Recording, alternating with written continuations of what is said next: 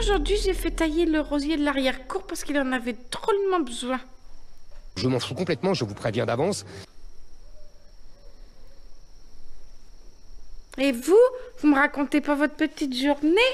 Je me présente aujourd'hui devant les Français pour devenir leur prochain président de la République. Ah, taisez-vous, rien que d'en parler, ça me... Je suis le seul aujourd'hui à établir sans fausse pudeur le lien évident entre cette immigration venue de l'autre côté de la Méditerranée et les menaces qui pèsent chaque jour davantage sur les femmes françaises. Ah, quelle horreur! Vous avez raison, c'est plus sympa quand on se raconte nos journées.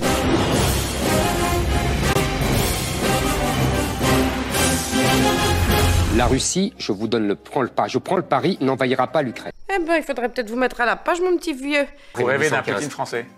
Ah oui, j'en rêverais, oui. Oh, bon, bah, je vais pleurer un petit peu.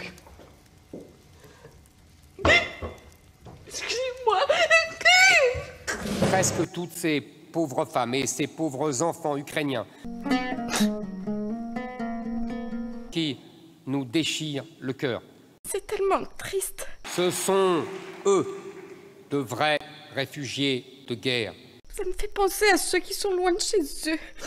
Ils ne veulent pas du déracinement. Tous ces gens qui sont obligés de quitter leur terre et qui se lancent à corps perdu sur les routes pour fuir l'oppression. Oui, mes amis, il faut les aider. 100 fois oui.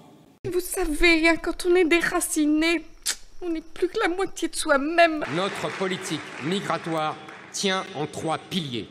Le premier, arrêter immédiatement les flux. Vous voyez, vous êtes déjà en train de respecter. Je veux limiter le droit d'asile à une poignée d'individus. Taisez-vous! Je vais vous raconter une belle histoire. Oh, je vous en prie, faites. Ça fait tellement longtemps que je me suis pas évanouie dans mes urines. Celle du grand déclassement, avec l'appauvrissement des Français, le déclin de notre puissance et l'effondrement de notre école. Ah, ça y est, il arrive le pipi. Et celle du grand remplacement, avec l'islamisation de la France, l'immigration de masse et l'insécurité permanente. Ça vous ennuie si je me taille les veines? Dès les premières semaines de mon mandat, l'immigration zéro deviendra un objectif clair de notre politique. C'est fantastique. Vous pouvez arrêter. Je veux supprimer les aides sociales pour les étrangers extra-européens. Supprimer l'aide médicale d'État. Je m'excuse, mais je trouve ce procédé révoltant. La France doit redevenir généreuse avec les siens. Oh, sans rire, Ce que je veux, si vous voulez, c'est renvoyer tous les gens dont on ne veut plus. Oh bon? Je veux un ministère de la remigration Oh bon? et de l'expulsion des étrangers dont on ne veut plus. C'est débile cette histoire.